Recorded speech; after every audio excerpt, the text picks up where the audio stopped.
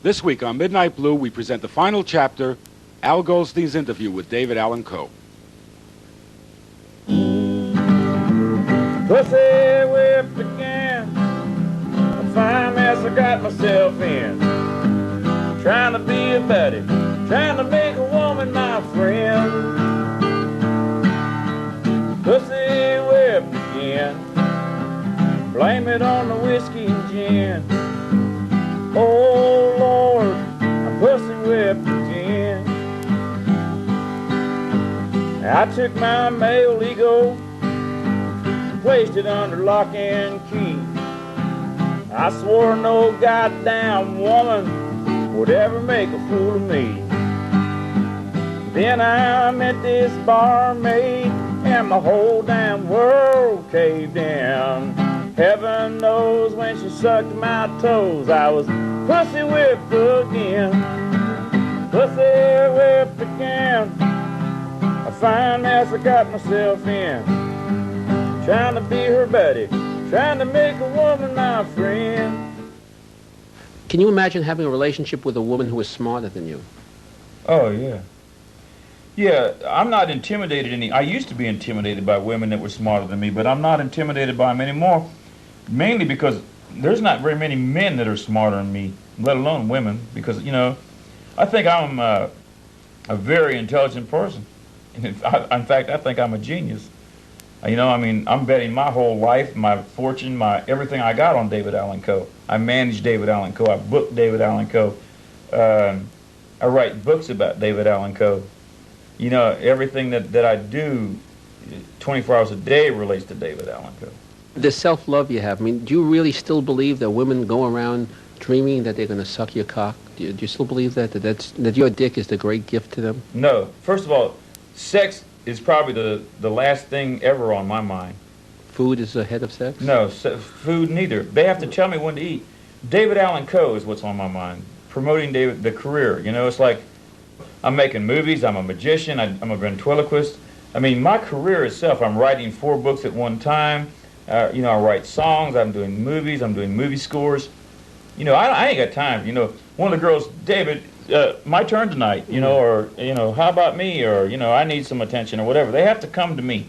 I don't think about it. It's like I have a girl that gives me my vitamins, because I would never take wouldn't eat, I wouldn't take vitamins. The minute I wake up, I need to call Al Goldstein, I gotta call this one, I gotta go that, I gotta go here, I gotta go. That's the way my fucking brain works, and your brain probably works the same way.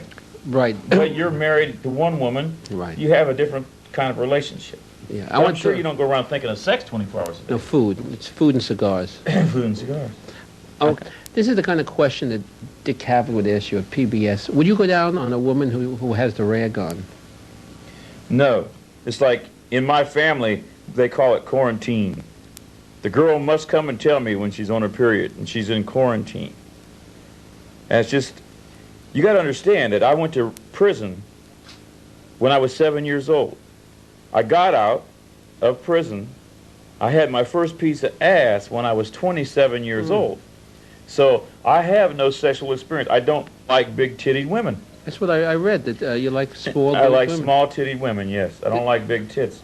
And the reason being, I don't identify big tits as being feminine, because feminine to me was the guy in prison with a nice ass. Right.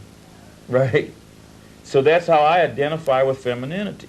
I've always heard it argued that guys who like sort of women built like high fashion models, there's sort of a latent homosexuality. In your case, it's a real... Now, Patty told me that too, and it's probably true. That it's not that as I'm fucking her, calling her Sam, or thinking that she's a actually man or something, but probably in my own twisted brain, growing up identifying that with being feminine, you know, it's like, you know, it's like saying it's safe, okay? Like you got this mental block in prison about being a homosexual, about touching a guy's dick or whatever. It's like, when I was in prison, there were times that I would have gave $100 just for the guy to come down and sit on my bunk next to me, just to share the warmth of touching another human being and talking. But you can't do that, man. because then you're a faggot, you're a queer, they beat the fuck out of you, they take your cigarettes. I mean, you know, you're the lowest fucking form of animal there is. So that's brought in your head. You can't never let those, so you stifle all that shit. And consequently, having stifled all those emotions inside me, I'm able to write songs like Would You Lay With Me in a Field of Stone, Jody Like a Melody. It's like I had someone say to me that my songs were a total reversal to what my outward and inward characters were, and that's because I can vent my emotions physically, angrily, by beating a motherfucker up, by, you know, robbing somebody, by riding a motorcycle, by, you know, all those emotions are getting released, but the feminine part of me never, it's always been stifled, man.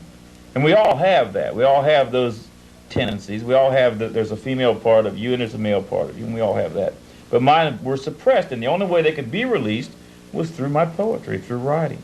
These days, I think I'm writing more about the freedom of being free, of what's happening now, the things that I'm seeing now, the honesty of what I'm seeing now, being honest with myself about a lot of things. I'm to the point now where I'm saying there's so many people that come into this world and they live their whole life and they die, and no one even knows who the fuck they are. They might as well never came here. There's no records of them being here. I mean, you know, there's nothing. There's shit. 200 years from now, a motherfucker can say Al Goldstein, and they can go find your fucking picture, your name, you know, you did this, you did this. They can, the same thing with David Allan Coe, you know. And this is the thing I try to get across to my record company. I am not Mo Bandy, and I don't want to be Mo Bandy. I'm not Charlie Pride. I'm not George Jones. I'm David Allan Coe, man, you know. And I do things a little differently. I have a little more to say than they have to say. What's wrong with this whole